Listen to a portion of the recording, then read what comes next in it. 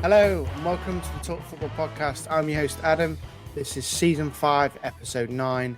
And today we're doing a catch-up with Derby County with the new manager takeover. So let's see how we get on with this.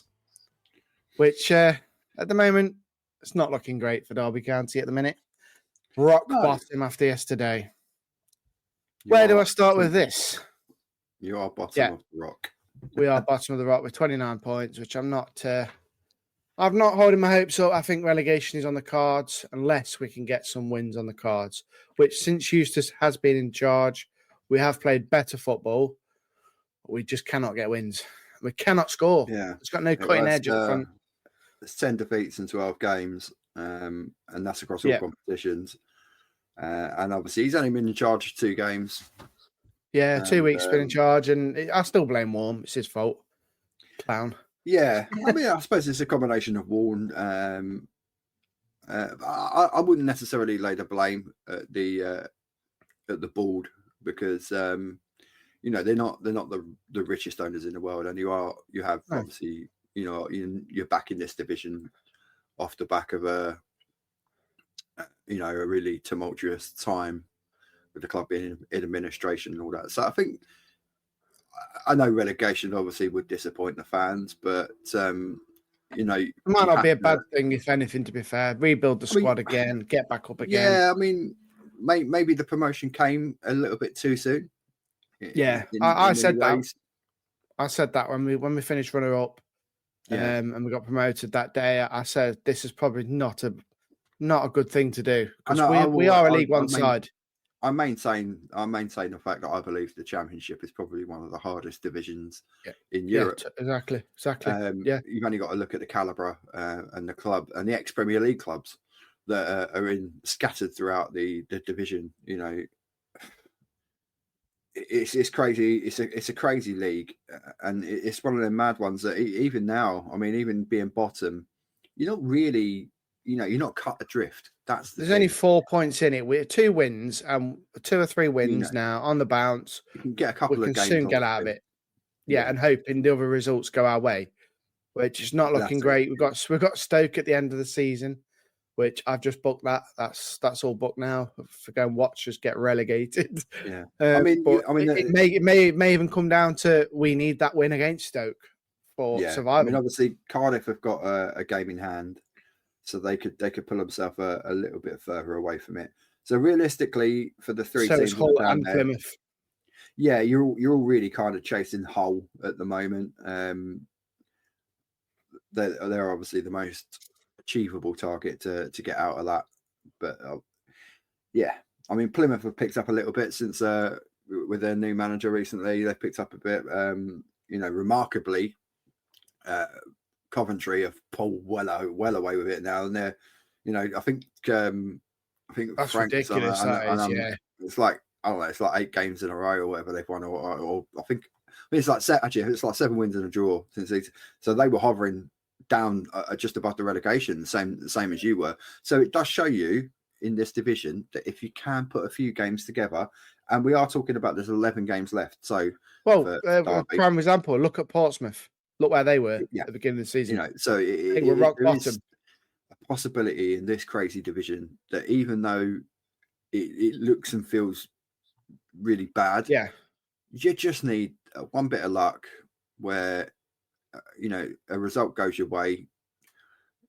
Even if you don't play well, you just get a result from somewhere, and it could just kickstart a bit of confidence, and the players will start then believing. It's like. Yesterday, I didn't really watch it because I was at Mickleover yesterday watching them. And what I heard, my dad called me at half time and said Derby did actually play very well. They were playing some really good football, just can't score. And this is the problem. We've got Yates, don't get me wrong, Yates is an amazing striker, fantastic. Just his overall end product is not there at the minute. I think it's confidence more than anything. The players' confidence have dropped because of where they are. Players' morale has dropped. And obviously losing the manager. But which I still think that was stupid. Why did they not sack him before the window ended?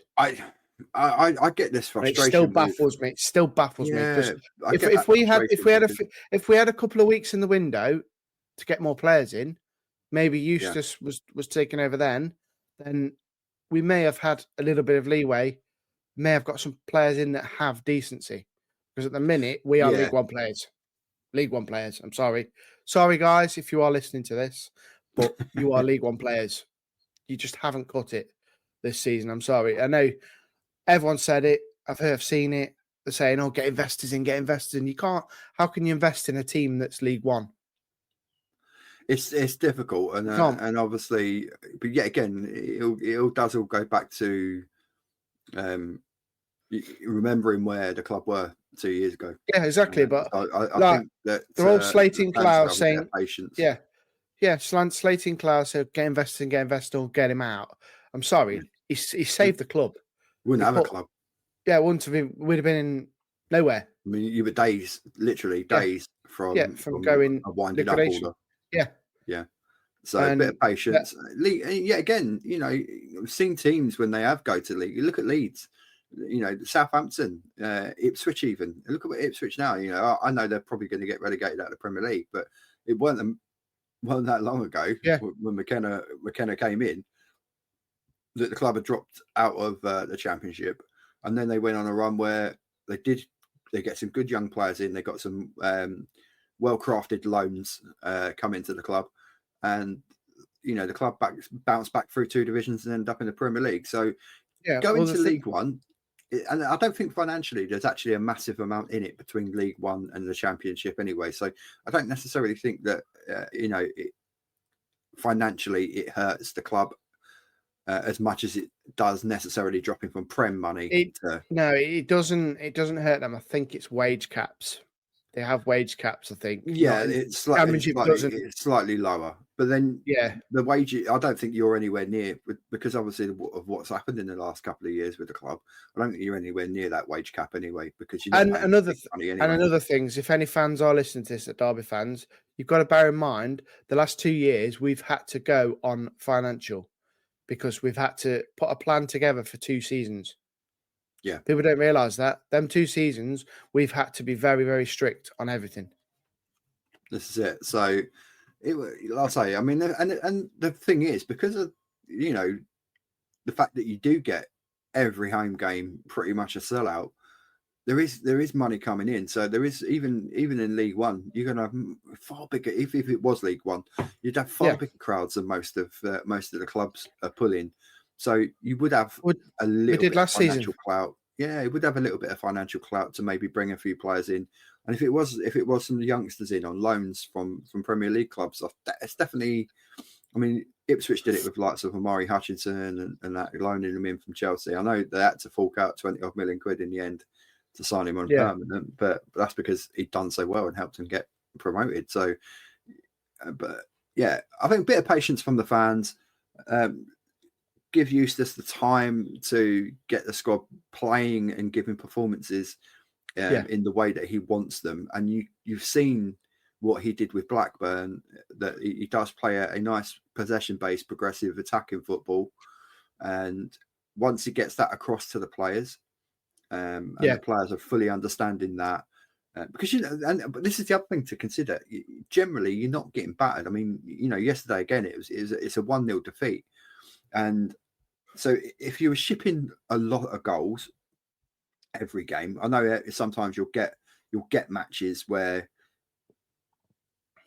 you might take a little bit of a tanking, but generally, I mean, obviously, I'm talking about like the QPR game, but that's QPR at home at Loftus Road. They're not a bad side at Loftus Road, but yet again, you go back through February's fixtures, narrow 1-0 defeat. This is the problem. This is the problem. This is it. So we can't get shots away. Like yesterday was 5. Yeah. We had 5 goal attempts, only 1 shot on target. With yesterday's game, that's what 1, 2, 6. Which I'd take that against Middlesbrough, who are 8th in the league. I would have thought that. I thought we were going to get drumming yesterday. You've only conceded 8 goals in all those games, and one of them was 4 in 1. Yeah. So if there's where my hope for the club lies. That's where I think that this isn't done. This isn't a definite, because you just got to find a way. And whether that's bringing, slightly pushing the wide players up a little bit more, to support the strikers, getting more runners from midfield.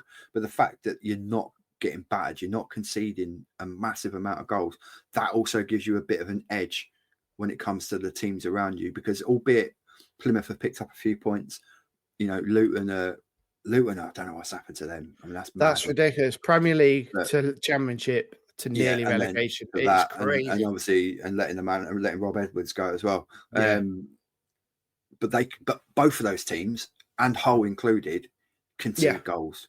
But thing is, though, goals. We do have fixtures. Yeah, and we do have fixtures against some of them in the bottom. So we've got on the 15th of March, we've got Plymouth, massive game. Yeah, I mean, 8th of March home. That is a must win. Yeah. I mean, that's going to be a spicy one anyway, because obviously John Eustace is going to be up against. It's at home though. It's at home though as well. So that's a home game for us.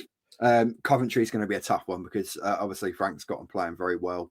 So that's going to be a tough one. I'd like to see Coventry go up. To be fair, I'd like to see Coventry go up. I think that'd be just because I love Frank. Just because I love Frank. I mean, I love Frank. I don't want him promoted though. I'll tell you why. And you being a Chelsea fan. Yeah, I don't want him promoted. I loved him at Derby. Because I loved Frank at Derby. I think he did a very underrated job. People say, he got Derby on a very limited to a playoff final. Literally within against Villa a kick of a football away from being in the Premier League. And no one realised it was against Aston Villa when the club were already in financial dire straits. Yeah, under the previous ownership. So I don't want Frank to get promoted. Sorry, Frank. I apologise, but I really don't want you to get. And the only reason why I say I don't want you to get promoted to the Premier League now is because you know what happens. You get promoted to the Premier League. They spend a little bit of money on players. The results ain't going to go well. You end up getting sacked. So, and everyone says that he's a bad manager again, and I don't think he is. And so I don't want it. With all the greatest respects, I'd be quite happy for them to go into the playoffs and maybe bow out at the semi-final stage, and everyone turn around and say, "Oh, he's done a really good job getting them into the playoffs anyway." So, because look where you were when they took over. They took over. They were near. Yeah. Sorry, Frank. Fair enough, isn't it? I agree. I agree with what you just said. Realistically, if I'm looking at that, and I'm targeting where Derby are going to look at getting points, then I'm thinking if you can get a point at home to Blackburn, I think that's a great start. Yeah. Now build the confidence up of the players as well. Same again. I mean, if you can perhaps try and get a point, again at home against Coventry, part the bus, do whatever you got to do. That is on telly as well. Try and get something out of that. Yeah, midweek I think as well. That it is. Yeah, it's on the Tuesday. Tuesday 11th, I think. Yeah. So, and then it's the big one for me. This is the real 6-pointer, which is away at Plymouth. Yeah, and if you can get a win there, and you can get something against Preston, and if I'm looking at that and going, okay. The only problem with me with that Plymouth one is Plymouth fans are massively behind their players at the moment. They are because the new manager, etc. The manager, etc. But they are vulnerable at the back. They do ship goals. And they not played all right against City yesterday. Yeah, if I'm looking at that, and out of those fixtures, out of those 4 fixtures, if somehow you can pull 6 points, then if you can get a win and some draws out of that, or even 4 points, 4 points would be out of those fixtures. I know that don't sound a lot out of 4 games. I agree. The next 2 games, two games, points. Plymouth must win. Preston maybe could cap them a bit. I don't know. We'll see. Swansea, I don't know about that one. Burnley, we've got no chance. Portsmouth, maybe we have a chance against them, but they're on fire. They have been playing very well. Luton's a must win. Luton is a must win. I mean, this is an interesting one. So on this coming Tuesday, Hull were playing Plymouth. Yeah. So for Derby, you need that to be a draw. That needs to be. You don't need either one of those teams winning. No. That needs to be a draw, because then neither one of them teams end up getting away from you. And then they've got then Hull are away to Bristol City after that, and then they're at home to Oxford. So yet again, Oxford ain't again. Miles they're not doing great either. So, and then they got West Brom. and then they play Luton. So it could work out that other fixtures in and around you can help you out of a situation if you can pull a couple of wins out of them. Yeah. Six. And all of a sudden, you know, those teams are hurting each other and not getting anywhere. And the club, like I say, the championship's just insane. And what's frightening is there's only 12 games left of the season. Well, 11 for you. Well, 11, yeah. Yeah. 11 for you. Plymouth obviously have got the game in hand. So Plymouth with the game in hand, which will be the game against Hull.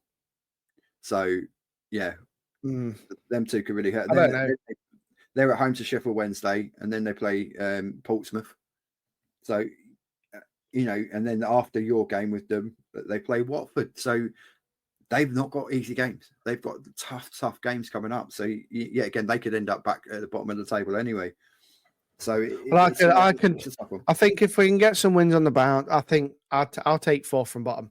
I'll take just out the relegation. And the other thing to consider as well is that, like I say, because you don't concede goals, your goal difference is so far superior to the other teams. Yeah, the other teams down there. Yeah, I mean, it's only really. I mean, Hull don't concede a massive amount of goals either. They're on -11 on their goal difference, and you're on -15. So you know, the other two are in the 30s and 20s, aren't they? You're 16 better off than Plymouth, 8 better off than Luton.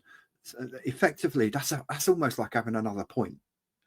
Yeah, because, you know, we just can't score. That's the problem. We cannot score. Yeah.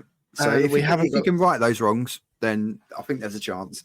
I wouldn't write the club off. I know it's been frustrating for this season because, you know, you come up on that wave of euphoria of being promoted, and your expectations are always that you want to carry on in that direction because you know this is the thing. It's the same with clubs that get promoted to the Premier League.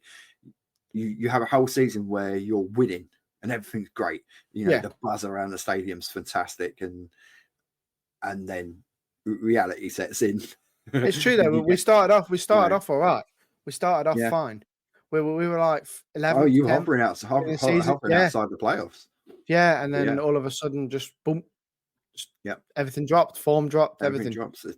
You know that's the championship, and there's no saying you can't. And then fans can't get behind the team for some reason because they're lunatics, and players know that. Players know that the fans are not behind them, especially when the crowd's going ooh every time they misplaced past the ball, and I'm like, that's natural. Come on, look at my club. We're sitting fourth in the league, and we're protesting outside the fucking ground. Well, there is that. You know, fans are fans. Fans are going to find something. You could go on a run of 5-6 wins, and then people will complain, oh, but the football's crap and it's boring. Ooh. Thing is, I wasn't expecting promotion. No chance. Not when we just come on. How people can say that we'll get promoted? No chance. Yeah, I'd have been quite happy with a mid-table, or at the minute, I'd take fourth from bottom, staying up. Even if it's by a point, I'll take it. I mean, if you can stay up, that's a real building block, and obviously that does bring a little bit extra money in. Yeah, but I did go and watch them last season in League One, so it's not a massive thing. If we go down, I'll still go and watch them. End of story. I'll still sold. You sold what's his name then? The lad. You sold cash in. So that brought in a bit of funds, and you didn't about 10 mil. That was, I think.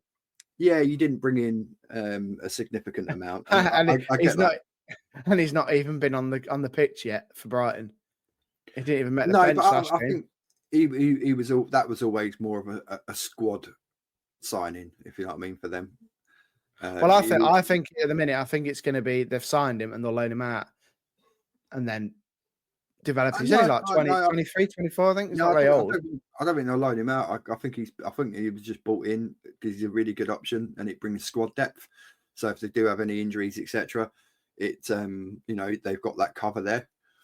It's madness, and with the option that he can potentially obviously have that quality to break into the first team. So yeah. Well, he made the bench first couple of games. Sorry, didn't sleep very well last night. So he's made the bench, but he's not actually kicked the ball yet on the pitch. Yeah. So there we are. I mean, you know, there's not really too much more to say. It really is down to the club now, isn't it? Really, and just pray. we just have to sit there and hope that you can get a win out of somewhere. So before anyway, I think we should plug our other little project that we have on the pod. Yes. For anyone that does watch this back and wondering what else we do matchday vlogs. So Adam was at effectively Derby's second team in the city. So he was at Mickleover, and hence the old poster here that I made. So he was at Don Amott Arena yesterday, giving some support to Mickleover. So, and as Mickleover and Don Amott says, if Derby are away, get up the Don Amott. Yeah. And for anyone that does watch this and is a Mickleover fan, and you want to talk to me when I'm at the game, because some, not being horrible, but most of them are old people. But any youngsters that want to come on the pod, don't write off people's knowledge. You know, they're good to talk to. Look at Dave, the Westfield fan that we had on. He was good. But yeah. But if anyone does see this, does watch it, etc., and wants to talk to me while I'm at the game, just approach me. Just come up to me, say hello, come and speak to me. I've got a mic with me, a spare one, so you can always clip that on and speak to me. Have a little chat, and don't be afraid. Like, you know, you'd be surprised. I think the reaction that I've had when I've approached people with a mic, they tend to get a bit shy. They're like, oh, I don't know. Yeah, it's just two blokes talking about football. And I may need a bit of help while I'm there because of my hands and stuff. So even the dog agrees. Even the dog agrees. And at the end of the video, and at the end of the video, I will put a little snippet of some of the matchday vlogs, so you've got an idea of what they are. Yeah. And and our playlists are all nice and neat and tidy, so it doesn't take you very long to go and find them. Equally, any other part of the podcast you want to interact with, the social pages, etc. Obviously, you can see the link at the bottom there, and there obviously will be a clickable link it's in our bio, and we can pop it in the description if need be. But yeah, so come and interact with the show. If you see any of us, me or Adam, any of the matches walking around with our little gimbals, don't be afraid to come up and inquire and ask about what we're doing and have a chat, and give your thoughts on any aspect of your non-league club. Even if you want to talk about, if you support a club in like the Championship, Premier League or whatever, as well as that non-league club, then you can always have a chat with us about that as well. We talk about all football aspects here. Yeah, and like I say, as I will at the end of the video, I'll put the little subscribe button. So if you are watching this and you are enjoying the content that we are doing, don't forget to hit that subscribe button right at the end of the video. And there will be a little square box at the end. I will put the matchday vlogs in there for you to watch, so you can go back to the others and watch them. So everything will be there for you. To hit the bell, because Monday nights is going to be our regular. We're going to try and make that our regular content release day. So we're going to get as many pods and vlogs and that done as we can. So Mondays at 7 p.m. we're going to try and make that our regular content release day.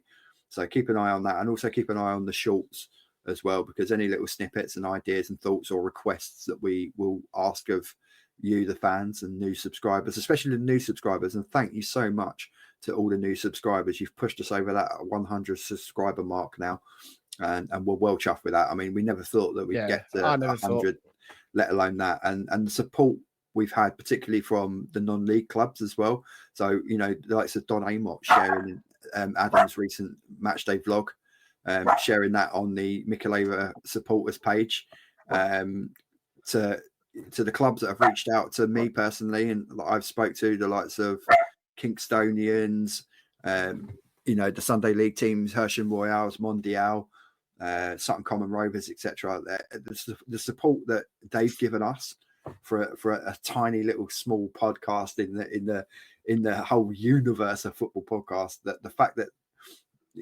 these clubs have given us the time of day, we really appreciate it. Adam got to meet Curtis from Mickleover yesterday, and you Weston, chat with him. Unfortunately, he's out injured, but we wish him all the best.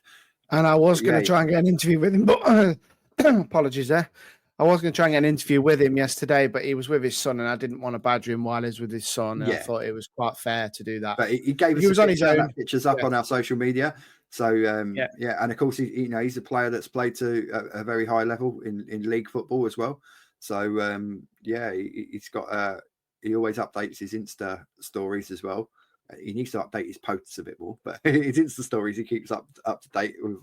So he's well worth a follow as well. So and like I say, if you're into your non-league football, give Mickleover a little follow on their social medias. They're a very progressive club. The ground is absolutely stunning, and they've got aims of taking the club, a lot further.